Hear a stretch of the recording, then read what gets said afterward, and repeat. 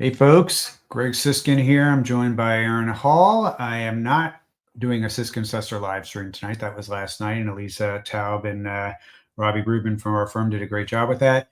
I was at a basketball game. I went to see Vanderbilt play University of Memphis, two teams I love, but I love Vanderbilt just a little bit more on there. It's my alma mater, and I was not going to do the live stream last night when they haven't been here in like 20 years to play, and it's probably been that long since I've been to a Vandy basketball game. So they won in overtime, and I don't regret it that I went to that game. So that's why I wasn't here last night. But I did tell you yesterday that I was going to be here tonight because we were going to have some news, and I've been kind of teasing it for a while on our live streams that there was going to be some news in the Global Nurse Force H-1B case. We're going to talk about that in a minute, and you can actually see on your screen what you can find in Pacer tonight about our case. And then Aaron and I are going to talk about some really important new cases that we are working on, and then we'll do a little updating on some of the other cases that IMMpact is already working on that have already been filed in different places. So we're going to do the whole thing in an hour. And I hope that, and you're welcome to ask questions. I will tell you ahead of time that there are some things that we're going to not be able to answer, particularly about the H-1B case and strategy and things like that, and what's coming. And there are things that there are motions and things like that that are coming. But we can talk about what was just filed and give you sort of a general overview. We have co-counsel, and we have to behave as far as like what we say. And so we're going to be we're going to be a little circumspect about what's happened, but and we can also talk a little bit about the at least the two other cases that have been filed not by us but are on the similar issue, and maybe how these cases fit together a little bit. So Aaron, we have behind the scenes the IMMpact lawyers, as well as our friends, our co-counsel at Democracy Forward and at Justice Action Center, and at Cohen Milstein, which is a new to the team.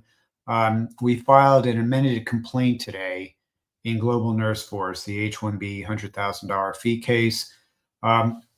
This was this was a long time coming, but basically one of the chief goals of today was to transform this case into a class action, and that happens with the addition of new class plaintiffs or class representatives, particularly for employers that have joined the suit. There were three employers that are now a part of the case. One is, I will show you on here. Hang on, sorry.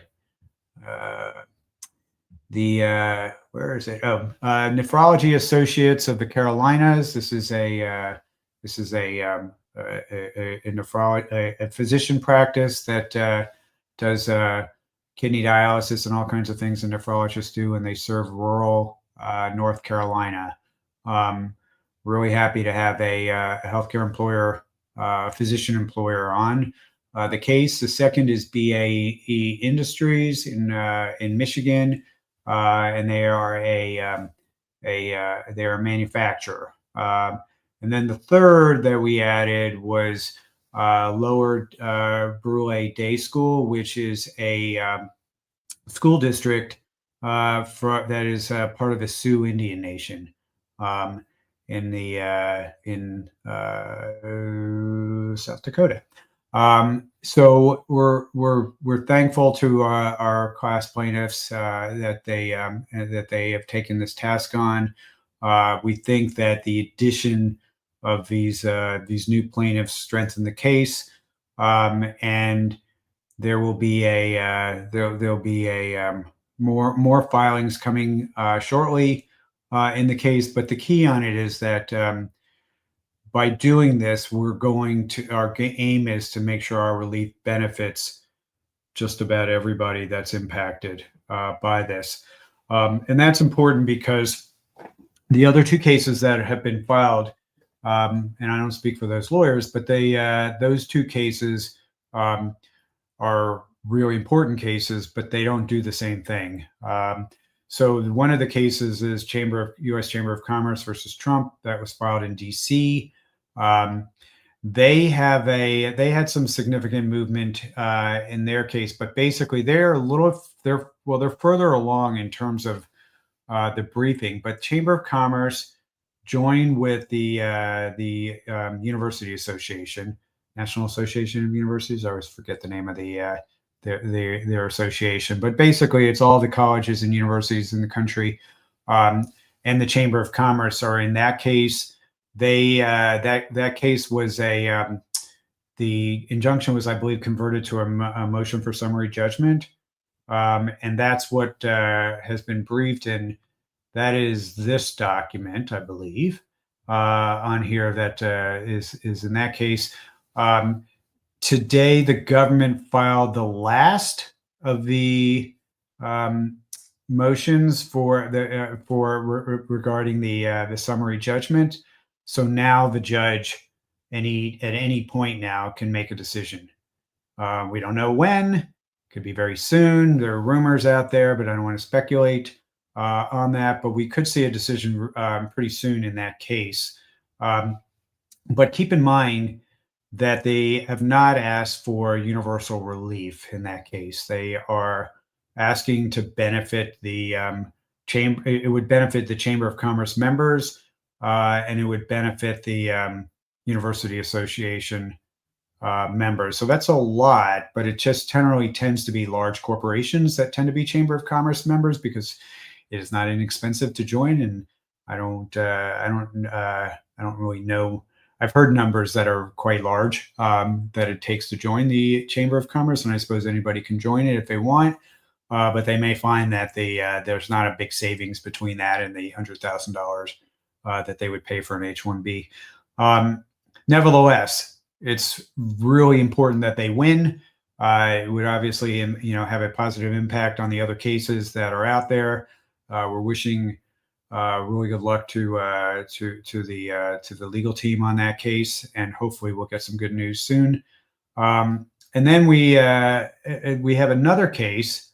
I don't know what it's called, Aaron, but this is the state attorneys general filed I think there's 17 of them, and they filed a similar case in Boston. So there's the Boston case, that's the state governments. There's our case, that's kind of like everybody. And then there's the chamber case, which is chamber members and universities, and that's in DC. Our case is in San Francisco.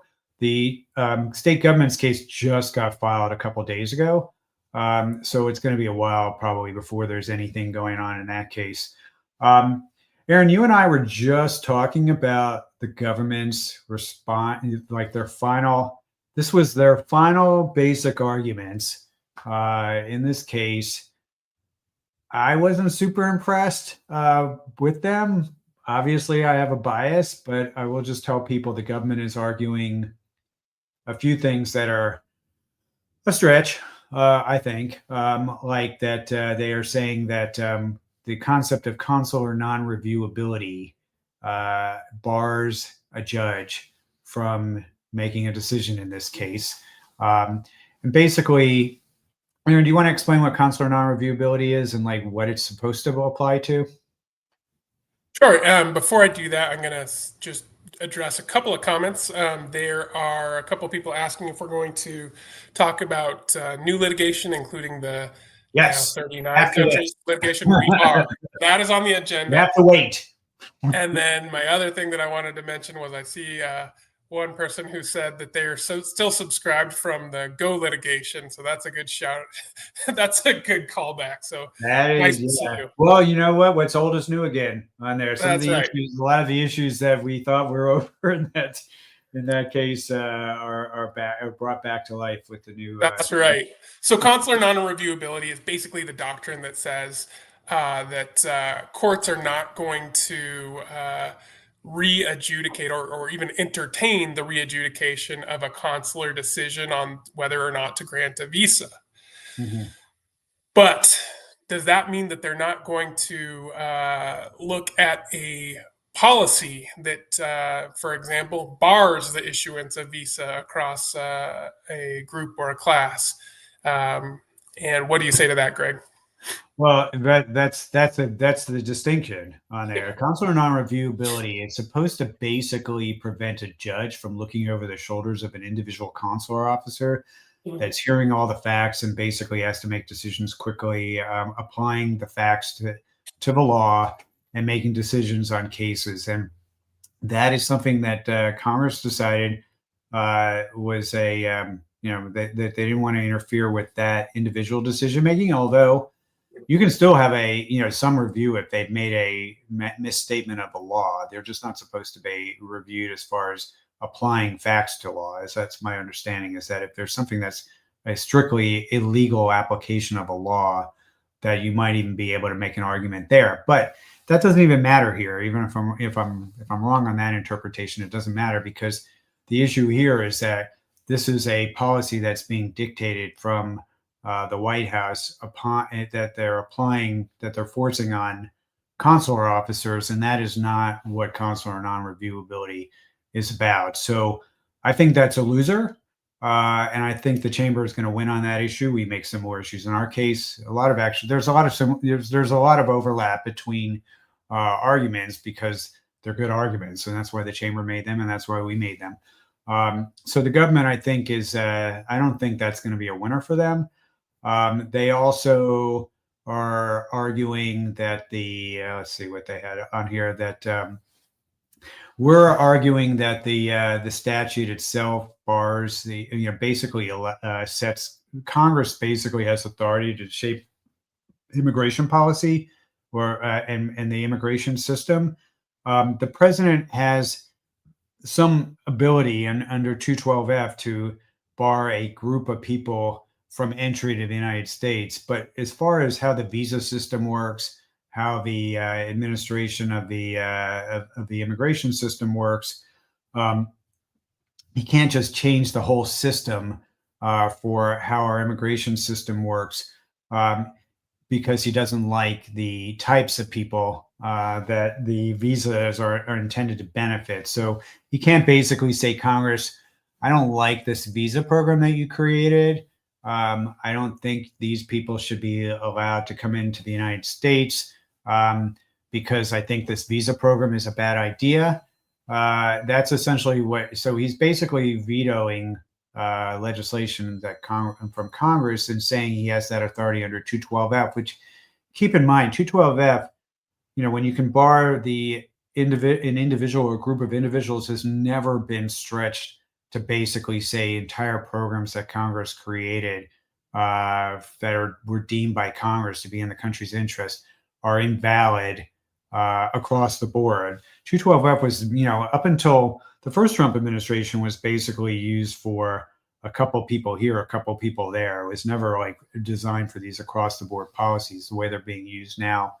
And this is a big stretch what he's doing now from the Trump v. Hawaii case, which was the Muslim ban, the first go around, where they had it was considerably narrower as far as who was covered there. Now we're talking, an entire visa category for the entire world. It's not it's not a sort of a narrow group. Maybe if he said a particular kind of, maybe he said we don't want certain nuclear scientists coming into the United States who, or whatever. If he had sort of like a group for national security reasons that he didn't want to give H-1B visas to, maybe, but I don't think you can do it this way. Anyway, that was another argument. They had, let's see, they made arguments against our APA claims. I'm not going to spend a lot of time talking about what the government said here. You can read. I'll probably post this at some point on LinkedIn or on X or a few places so people can read for themselves. But I think it's a strong case, and I will and I am very hopeful that this first decision that's going to probably come in the chamber case very soon is going to be one. I think it's going to be a good one, but we will see. Aaron, anything else we want to add about the H-1B litigation? No, I think we're just, I've been. I was telling Greg. I've been watching and chipping in a tiny bit at the beginning, but not really. I've been watching Greg and Chuck and Zach from our office, and then the lawyers at Democracy Forward and JC and all the other lawyers, and it's just been such an incredible effort, and we're so thankful for the new class representative plaintiffs and I just think that the case and the work has been incredible, and I'm feeling very positive about it. So, All right, and I will probably post our amended complaint as well at some point. I don't know if it'll be tonight or tomorrow, but at some point that it's going to be coming. But basically, it's this. And those of you who are the lawyers out there are resourceful enough to be able to figure out how to get things off of Pacer. The case is Global Nurse Force versus Trump. I think it's versus Trump on here. Yep, it's Trump. So that's the update on that case. Aaron, before we get to the new cases, I did think it would be good probably to review a couple of the other ones that are pending. So we have you want to say a little bit about what's happening on our student case? That's the sort of the sequel to the Georgia case that we had with the initial students with the CVIS terminations. Now we have a subgroup of that group that we are seeking to have their visas reinstated. So that's that case is. You want to say anything about that, or you want me to? no, I mean it's just you get the government to or you get a court order saying that they can no longer terminate somebody's status without any real reason or basis, and then they still fight you on reinstating the visa. To me, it's crazy that this has to go to litigation, but we are certainly excited to pursue it because it's ridiculous. So. Yeah, I mean, they basically admitted that all the people that were in our group were falsely that they were falsely accused, or they have, that they were not. There was no basis for removing their for terminating their CVIS and impacting their ability to maintain student status. So there's really no, if they've admitted that, one agency has admitted that, so it's hard to understand why the Department of State thinks they have an argument that after the other agency admitted basically that that none of these people engaged in conduct that would justify terminating them as CVIS, why they still haven't fixed the other part of it. And it does get back to this consular non-reviewability question, where the government is basically saying the State Department cannot be. It doesn't matter that that whether they're right or they're wrong, they just can't be subjected to any kind of judicial review on there, and that's a key issue that we're challenging in this case. That this was a policy that was initiated in Washington and imposed on consular officers, and it's a similar issue that the government's a similar argument they're going to presumably make in this case that they made in the that they just made in the Chambers H-1B case, and presumably they will as well in the Global Nurse Force case as well. But they are arguing that consular non-reviewability essentially takes all the power away from judges to address illegal conduct, and we are saying that the law still matters. Okay, we also have there's a second a second student case, but this was for Iranians. I don't know if you are involved enough in that case, but I will leave that one probably for Chuck and Jesse for the next one. And the only other thing I think, aside from the two that we're going to mention that that are onboarding, is the last one. Was that the Ukrainian case is still kicking around. I should say we've won most of that case over the last couple of years, and this is the one about first about getting them authorized to work incident to status. We succeeded on that case in late 2022. We also succeeded in a second case in getting the government to admit that they had to issue fee refunds.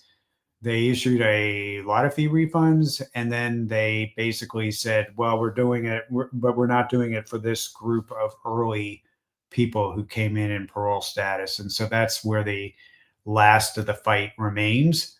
And so we're still working on that case after a couple of years, and its filings are still happening. We thought we were done, and then the election happened, and the administration decided that they're not done with that issue. So we're still fighting with them over that. So those are the pending the cases that we have in the works right now. But we have two important cases. We have a case on U&T visas, and that is that I know a lot more of you are interested in. That's why we're saving it for last. You're interested in the other case, but the U&T visa case, it's a really important one. I don't know if there are immigration lawyers that are watching us right now, or might be watching the recording, but a lot of you represent people that are in U&T status. Part of the U visa, and U visas are for crime victims, and T visas are for trafficking victims. They're similar. But basically, in those cases, there are limits on the numbers of people that can actually get them. So there reaches a point in the case where the government has said you qualify, but there's no visa numbers available. Aaron, is that a correct way to characterize it? Yeah. So, for example, for the U visa, they can only grant 10,000 per year to principal applicants, and there are far more that apply every year. And so this big old backlog has formed over the course of years, and now it takes, I don't know what they're estimating anymore. But when you get to that point, then they will grant you something called deferred action, which allows you to remain in the United States and get work authorization and avoid deportation while you're waiting ultimately for a visa number to become available. And that's sort of the practical way that it's been dealt with. And unfortunately, ICE has not been honoring those the deferred action, and people have been are growing increasingly concerned that they're going to go after U visa holders in a bigger way. What we're seeking in this case is to get protection for plaintiffs from that happening, and basically preserving their deferred action by a court order, so that they don't just get put on a plane and sent abroad, even though they have have deferred action and have a case that's essentially already been approved by the government, but for waiting on those numbers to become available. So that is if you're a URT visa holder, and I suspect there's probably not that many that are watching, but if you are a lawyer that represents people in those cases, please go to IMMpact Litigation. I'm going to, in a second, Aaron, put actually, I'm going to take off this share screen, and I'll put on in a second what our address is to go look up that case. But that's an important case, and I know we all need to. I thought I had IMMpact Litigation. I'll make a new one. But that's that case. Now we can talk about the case that I know people want to hear about. So, Aaron? Why don't you explain first what is the problem and that we're trying to solve, and then we can talk about the case itself. Like, what has happened is, people say it's like travel bans. I thought they were about entry. I thought they, I'm already here. I need and I'm applying for citizenship. What does that have to do with any of this nonsense with travel bans?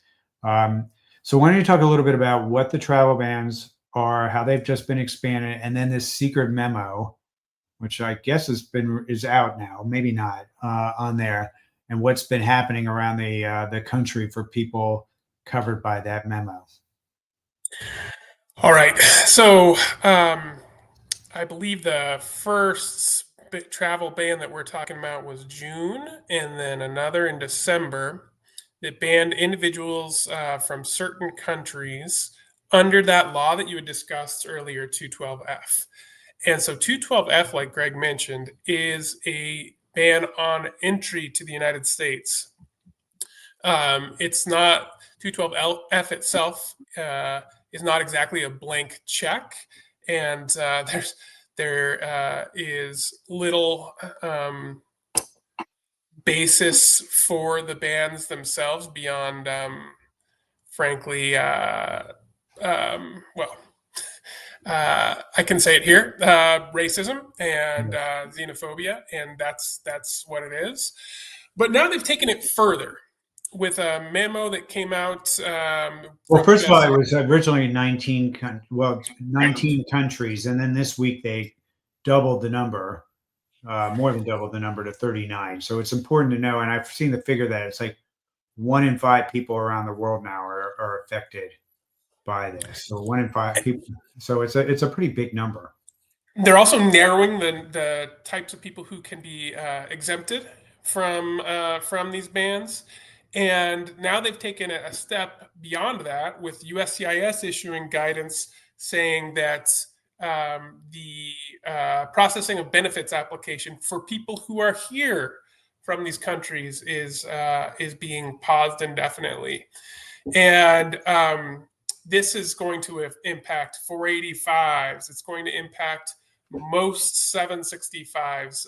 It's going to Naturalizations. In 400s, yeah, naturalization. So 485s are the adjustment of status. I shouldn't talk in He doesn't form want, terms. want you voting next year. Yeah. And what is the basis for this, Greg? How are they saying that they can do this? They're largely saying it's like, well, these are all discretionary, and we've made determinations because we put so much thought into these travel bans that we need to do all this extra vetting for these people, and that we're not actually saying we're not going to adjudicate these cases. So they are letting you file these things. We're just saying we put a pause on actually finishing up any of these cases while we do all this extra vetting to make sure that none of these people are planning anything. And they started. This is essentially stemming from that shooting in Washington a couple over Thanksgiving weekend, which was tragic, and it was involving one Afghans. I guess he was a special immigrant that had come here. So somehow that one person committing a crime is essentially enough to justify all of this, even though there are lots and lots of studies showing that immigrants are much less likely to cause harm to Americans than other Americans are likely to cause harm to Americans on there. But that's where we are. But that's how they justified it. And essentially, they're saying that, because this is like they're accepting the applications, meaning they're taking your money, but that I think honestly nobody really believes that they're going to lift this, and B, they will just continue sitting on these cases until a Democrat gets elected president. Is probably basically the way that it's going to go unless they're challenged. So the obvious things that people probably think of first are, well, that means my application is not going to be granted. It's going to cause delay. And yes, that's all true. But sometimes I think people, when they first hear about this policy, they don't think about the other implications of it. So, for example, for as long as I've been practicing immigration law, so I guess 18 years now, and longer than that, when somebody had an application for adjustment of status pending, they were in a period of stay that was authorized, which gave them generally pretty solid protection against enforcement action. Mm-hmm. That is not the case anymore. So people are suffering enforcement actions while they have pending applications. So if you have a pending 485, but any underlying status is no longer there, are you vulnerable to ICE arrest and detention while you can't get your application adjudicated? The answer, I think, is yes. And of course, this is hugely problematic for people. There are other implications as well. And so we got together, we talked, the IMMpact group, and we just decided, what, this can't stand. We need to go right now, put together a case, and argue that the Administrative Procedure Act, for one thing, the Constitution for another, does not allow you to pick out 39 now countries and say, we're actually not going to work on their cases. We're not going to process their cases. And like Greg said, they're calling it a pause. But we know the types of people that are implementing this pause. And I don't believe, and I don't think anybody probably who's kept up with the issues believes that they're going to, in good faith, work to get started on these cases anytime soon. Yeah, I will tell you, I had a consultation yesterday with a physician who is from one of these countries, and he had 5 different applications that are affected by this secret policy. He has a temporary protected status application that is for an extension for his category, which he's entitled to. He has an employment authorization document application that is tied to that. That's pending. He has he's seeking to change to H-1B status, which one can do from if they had legal status before they got into TPS, they can file to change to H-1B status. He has that application pending. He has been approved for a national interest waiver already and has a adjustment application that has been pending based on that. That is affected by this. And he has an employment authorization document application that is tied to the adjustment application. All of these things That's an aside, Greg, are held up right now. Can you tell people, just as an aside, what does it take to be granted a national interest waiver? Like, what does that mean that they have found about you? They have found that you are doing work that is in the national interest of America on there. Which so this it's sort of like when you have a government agency that it says it is in the national interest of the United States that this guy be permitted to not only come to the United States, but to stay here for the rest of his life.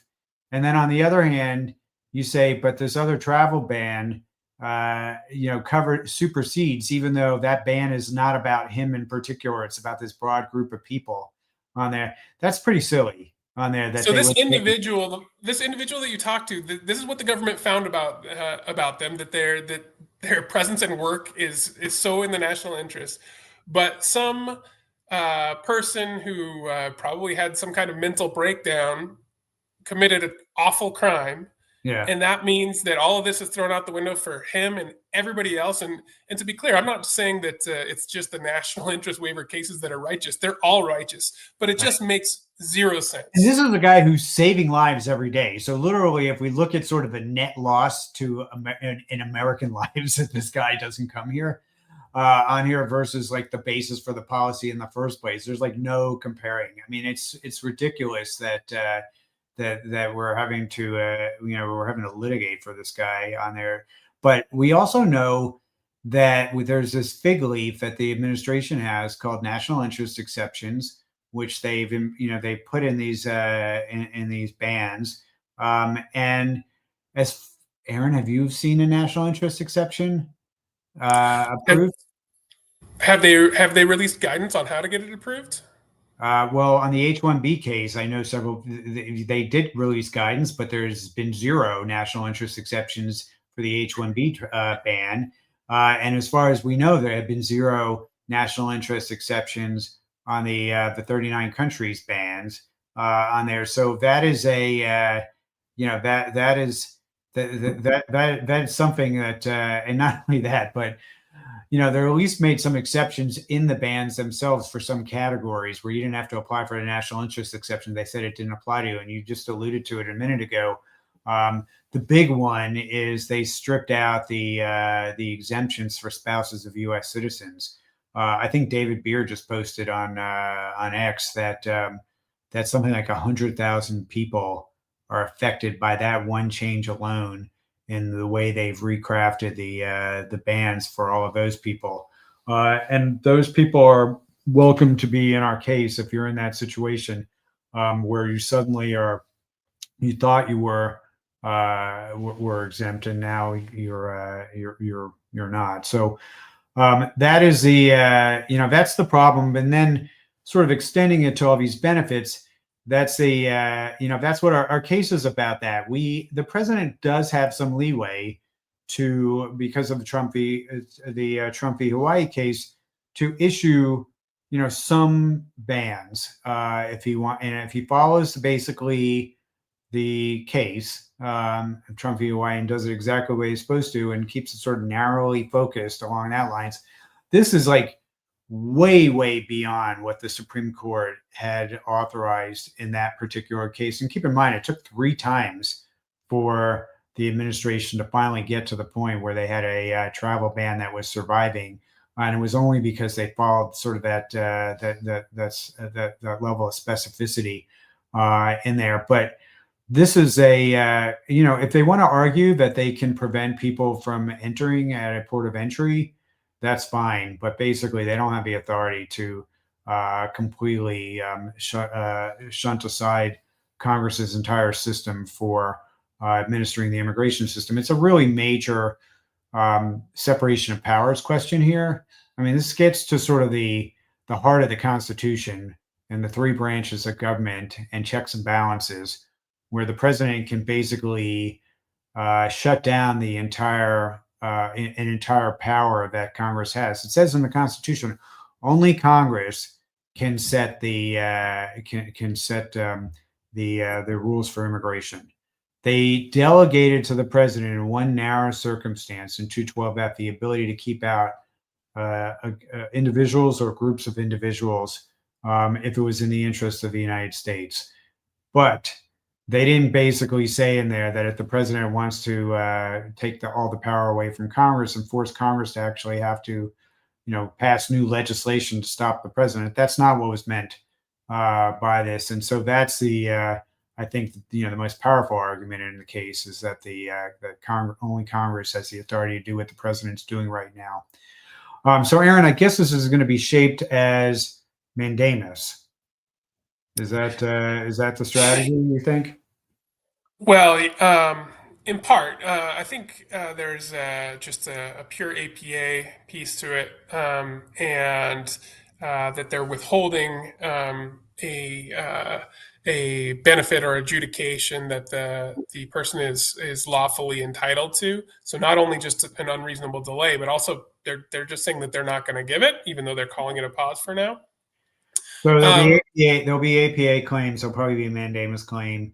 There may be a straight constitutional claim on the separation of powers, ultra virus as well.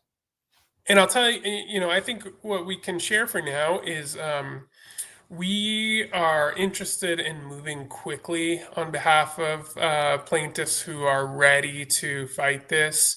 And because of that, I think as we bring on people, as we onboard people, we have not made every strategic decision yet. We do not know exactly which district court this is going to be filed in yet. We actually still are reserving the ability to group plaintiffs as we see fit, as we think makes most sense, in either one case or multiple lawsuits based on benefit or based on category. So there are decisions that we will make as the onboarding happens and as there are developments either in the law or in the policy released by the agency. But what I think is just that these cases aren't going to move anytime soon unless a court forces them to move them. And so I don't want to tell people to just wait and see or hold tight for a few months or hold tight for 6 months and see how this pause goes. I don't think that's going to work. And so that's why I am fully on board with this aggressive approach to get into court as soon as possible.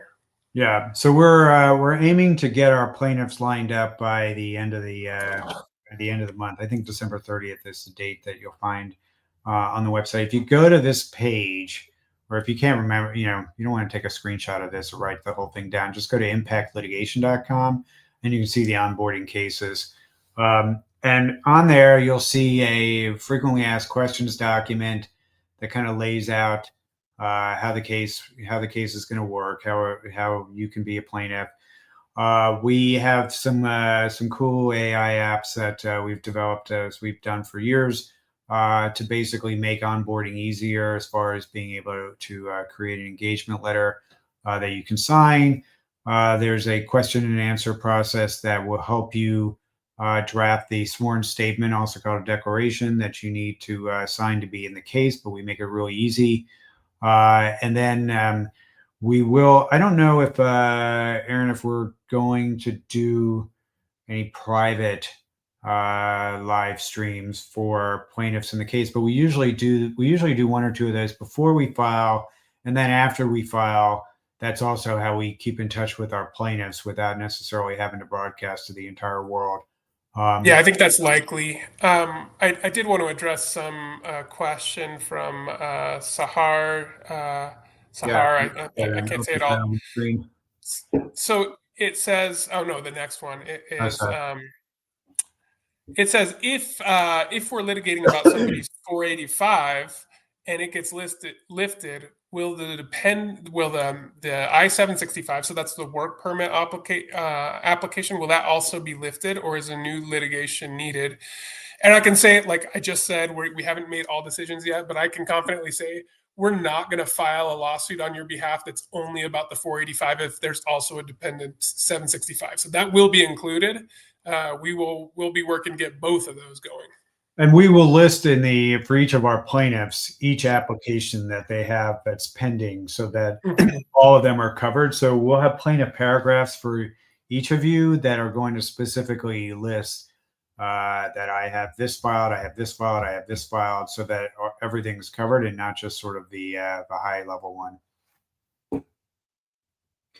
I don't know if we have any other ones here that you want to mention, but I don't think that I know Chuck and Jesse were on last night, so they probably talked about some of this stuff last night too.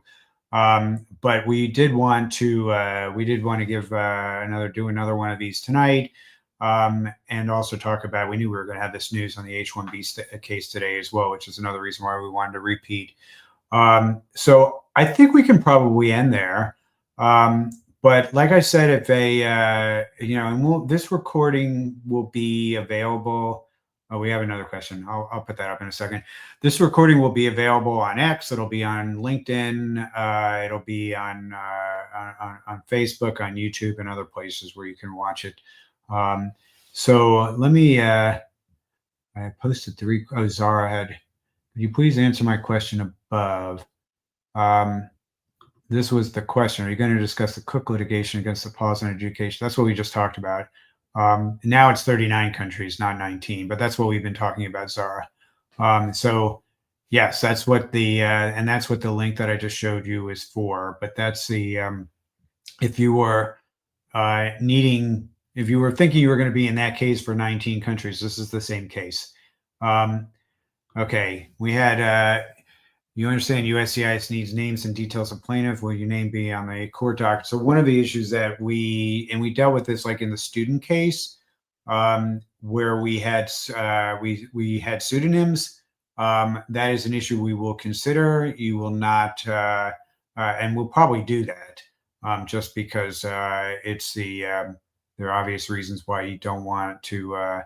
Want to have our plaintiffs' names out there. So pseudonyms are basically where we say John Doe 1, John Doe 2, and we basically have the people, our plaintiffs listed, but not with showing their names on there. And then the judge will basically, you have to make motions on that, and we have to get permission. And then if the judge says no, then we would give people the opportunity to leave the case if we couldn't have them in anonymously. So that's that's a good question, and that's probably what's going to happen. We'll have more information on that probably soon, but I will tell you that is we've just done that in the case that we filed in Boston for 150 plus students.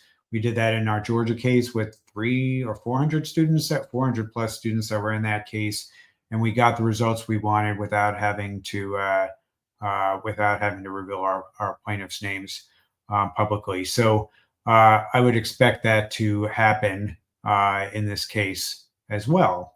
And we actually, in our case that we filed, the H-1B case in San Francisco, Global Nurse Force, we have Phoenix Doe, who is a university researcher, who is one of our lead plaintiffs, lead individual plaintiffs in that case, and that was done under a pseudonym. Her name is not Phoenix Doe; it's something else. But that is that I would expect is going to happen again. Aaron, you want to talk a little bit about like how timing works on these cases? Yeah, sure. So I think the short answer, do we have an estimate of when there would be initial court results? The short answer is no. I think anytime that you're hearing a promise about exactly when results can be seen out of litigation like this, you want to take a pause because it's actually not in the lawyer's control. But we can talk about our experience in cases like these and what it looks like. So after we file the complaint, the government has generally 60 days to respond, and they will respond with either an answer or a motion to dismiss. At the same time, we often see, and I don't know whether to expect to see this in a case like this. I think no, but we often do see our plaintiffs start to have their cases move just from the litigation having been filed. I don't know what you think, Greg. I don't think they're going to do that here. It's hard to say. They might want to moot out a bunch of people. We're not filing this as a. We're not going to be doing this. Well, we haven't made decisions yet regarding the class, but even if we do it as a class, it takes a while to get to that point. Sometimes strategically, you may remember some conversations in the Ukraine case where the government tried to talk one of our plaintiffs into a quickie settlement on there in order to try and destroy the case by getting rid of our named plaintiff. But so sometimes that happens, but in all likelihood, I don't think we're going to see that. But I guess the question is also in terms of interim relief, like for an injunction or a temporary restraining order, that does change the timing somewhat. Maybe you can talk a little bit about what, we haven't made any decisions yet on what would be filed, but let's say we were going to do a preliminary injunction. How does the timing work with a preliminary injunction motion? So, preliminary injunction is basically seeking some relief while the case is pending. And there's four factors that you have to show go your way to get that. And one of them is that you're likely to succeed on the merits of the case. And then they talk about harms to the plaintiffs, harms to the defendants in it. But if you can show those things and you can file for the preliminary injunction, you can get some relief more quickly. I still think like you're probably more interested in how many months after this, and frankly, it's at least months. I don't think there are cases where we file and we start to see results for our plaintiffs in weeks. That's not my expectation here. But like I said, I just don't want to make promises that are faster than that because court cases take a long time and we don't have the control of it. Yeah, I mean, we will seek to get things moving as quickly as possible by the judge. So it's not like we're not going to be asking for our plaintiffs to get relief as quickly as possible. We just don't want to make promises that are out of our control as far as how quickly our judge is going to act. We don't want to make promises about whether we're going to win the case or not. That would be irresponsible for any law firm to make that kind of promise. I can tell you, Aaron, I don't know how many we've done. I think we're over 40 of these mass cases against presidents over the years, and we have a pretty good record on there. But I'm not going to. We would not. We always say there is no guarantee on whether we're going to succeed or not. I'm not sure. Did you see the question from MM? I don't know if I want to put that. Do you understand that question? I think it was about the pseudonyms. No, this was this. Oh, yeah. Is that? I'm sorry, I So didn't realize they were connected. if they denied to allow our plaintiffs to litigate under pseudonyms, can that be challenged in court? I think that's what it was about, because it's Yeah, just no, I don't want to I start the think she question. asked the question maybe on there, but the in that one, in that case, basically, if we lose on that, the names don't get revealed. We would have the ability to basically withdraw all those people who wanted to only sue under a pseudonym. We would have the ability to take those people out rather than their names becoming public. Right. So this is actually, so somebody's saying they're talking about the after the new countries were added. I did, Aaron. I'm going to show the webpage just to Great.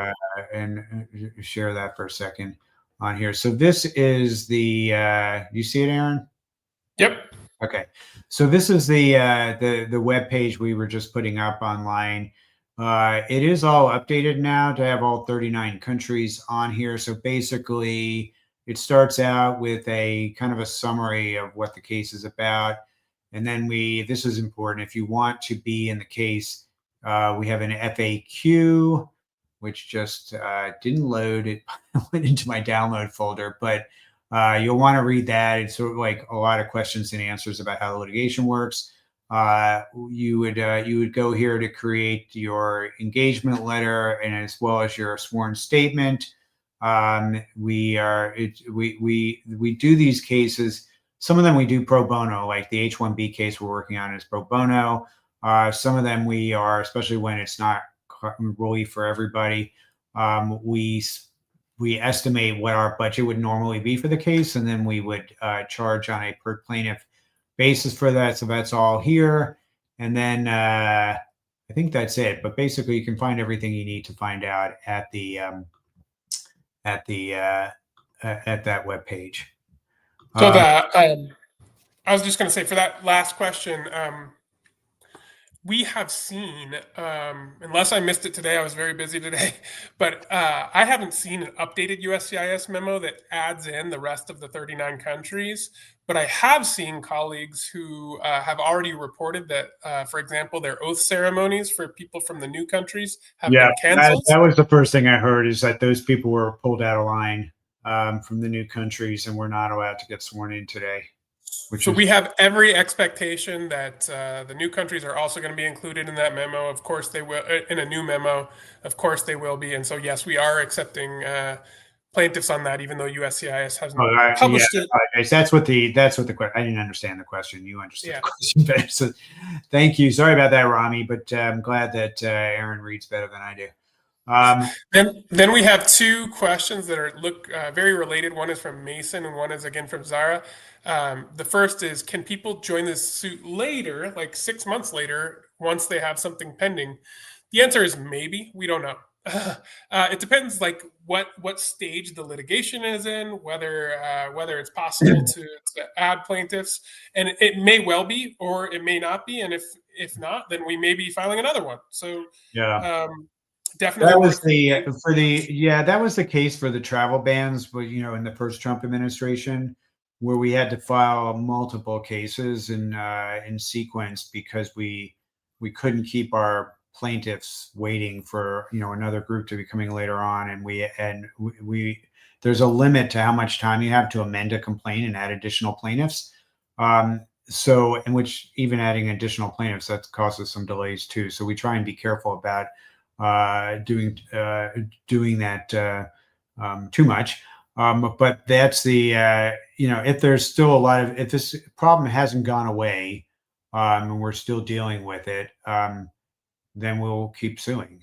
It's the bottom line on there. So Mason, don't just keep attuned. I'm trying to see what. Next, No, he's a charger. That's okay. I'll forgive him. you got you got your the Which next one? one is Zara, Okay. and then this one is similar, but it's about the same person. So you're already a plaintiff, and then there's a new application that becomes pending that you file while the litigation is pending. And I would say that if it's possible to get your new application into the lawsuit, for example, through an amended complaint, If we're amending the complaint, we'll add that in for you, and there won't be like an extra charge or anything for that. But it's not like at every stage of the litigation, it's not always possible to amend the complaint. So it's hard for me to promise that we'll get future petitions in. We'll do our best. I don't know, Greg, what do you want to say about that? I mean, one thing I can tell you, sort of when we get down to moot, the government wants to moot out plaintiffs usually once these cases are going and the judge is putting pressure on them.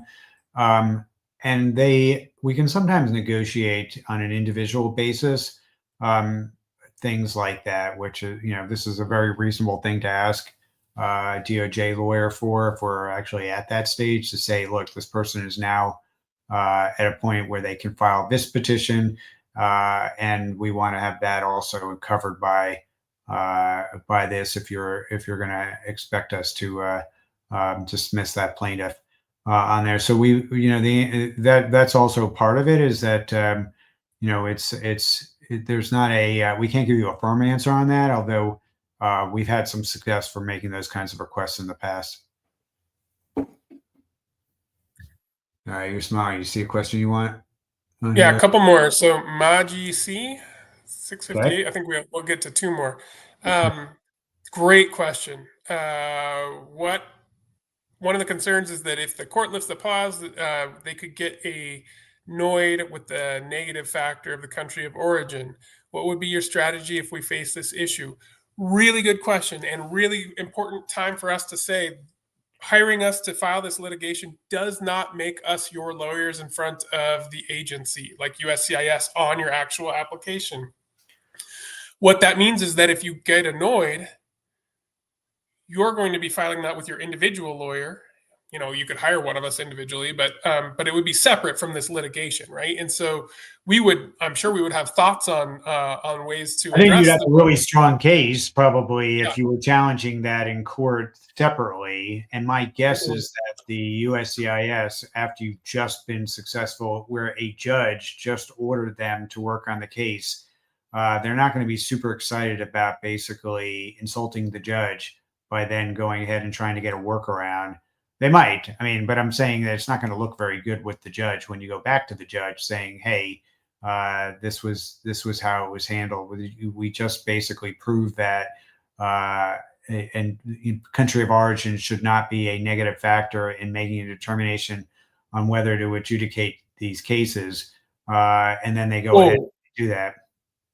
Yeah, and to be clear, I should have been more clear. Like, I anticipate, like I said, we haven't made every decision yet on this, but I anticipate that part of the relief that we are asking for is that they can't use this as a negative factor in the adjudication.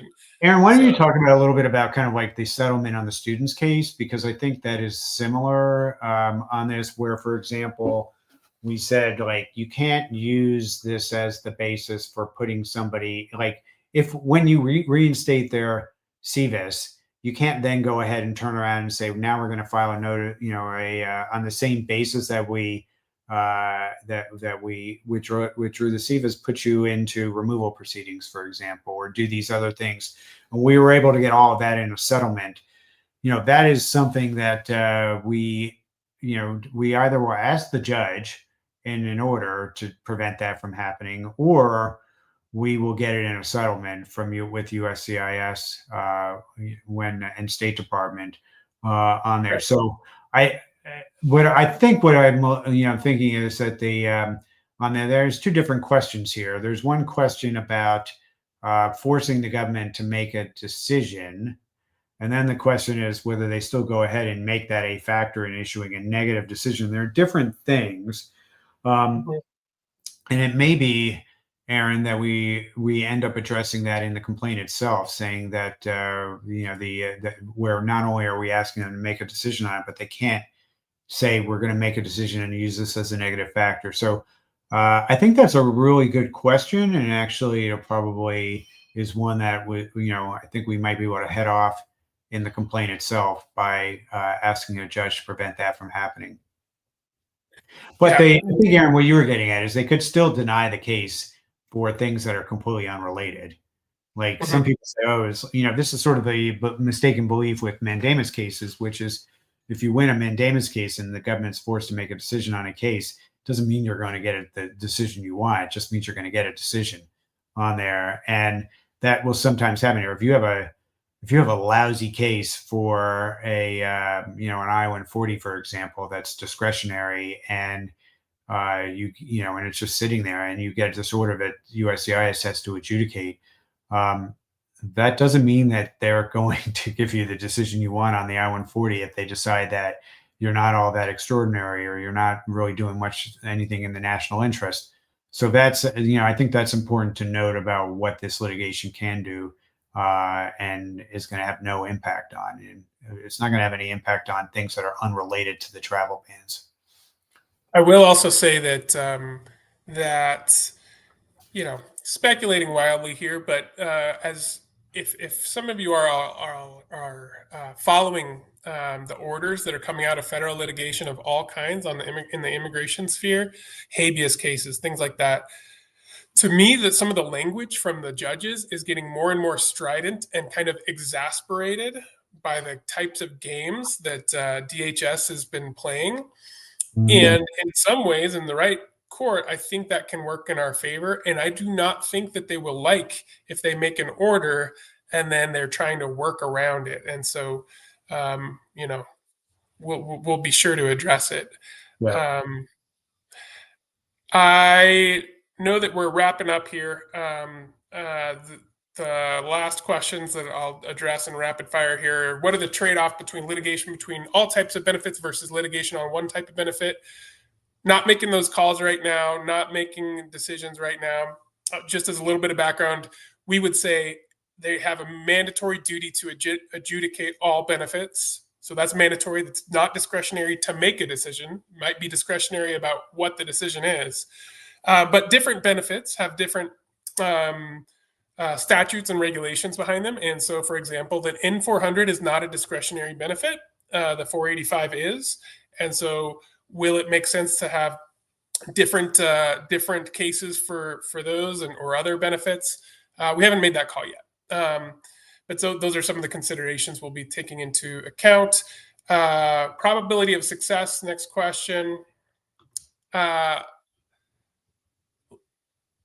think on any time when you sue the Trump administration, you start out with like a little bit of a probability of success, just because they are really bad at following the law in general. So you can't control who's going to be the judge in the cases. You can't control various things, but we wouldn't be taking this case if we thought that this was just it was just a policy we disagreed with, if we didn't think there was actually like strong legal arguments to go against it. So we're not going to we're not going to give you sort of like prognostications on percentage chance of winning here. I think that any law firm that says, oh yeah, this is a slam dunk, you should probably run away as fast as you can from working with them. I think you always need to assume that litigation is a slog, and that there's there's always a significant chance it's not going to go the way you want. As far as strategy, on there, I think some of it, we have more details in the on the webpage and in the FAQ as far as that. Some of the strategy, like Aaron said, we're having meetings, we're working on that, we're making decisions on how it's going to be. It's possible we could split the case up in different ways. It's possible that there's a variety of arguments that we make. You can't make every single argument. You have page limits for one thing, as far as what you can do, but we'll have more to say about that. And I think you can probably look at also some of the cases that we've worked on in the past on similar issues, and you'll see, a lot of the different kinds of arguments that we've made. Keep in mind, we have done many travel ban suits at this point that were on, a very similar issue. Like we sued about visa issuance at least a half a dozen times. And that's similar to this, where basically 212F bans an entry, but it doesn't allow all these other things to happen. And one of the things it doesn't allow to happen is is failing to issue a visa. And that's that's very analogous to this. So you can look at some of those cases and see some of the arguments that were made in our like the Milligan case and others, if you want to get a flavor for what are some of the arguments you can make against an administration that's trying to do this kind of thing. Aaron, is that it? I think. Last thing as I say goodbye, I'm just hitting them. This is the last one for real. Mia says, if I'm understanding quote correctly, you don't expect plaintiffs to receive noise based on country-specific factors. No, I don't know that. But that'll be part of our ask that the judge rule that that they can't use the memo in that way. Yeah. So that's that's kind of the point of this, is to cut them off on all the tricks that they might try and use to make this policy remain effective. And hopefully a judge will agree with us that if they agree with us on the one, that they're not going to allow them to work around it by doing that kind of thing. So hopefully we'll make our arguments well with the judge, and we'll get somebody that actually wants to follow the law. And I'm optimistic that, as Aaron said, I think a lot of the judges are paying a lot of attention to these issues and treating them really seriously when the administration does this kind of thing. All right, it's late. We will conclude. Hopefully we have been helpful tonight, and stay tuned. And we'll be back shortly. I'll be back next Wednesday night's Christmas Eve. I'm totally not going to be doing a live stream next week or the next week, which is New Year's Eve on there. So I don't know, maybe I'll switch to daytime for the next 2 weeks. We will see. Aaron, is great as always to talk about with you, and we'll be back soon. Thanks all. Thank you.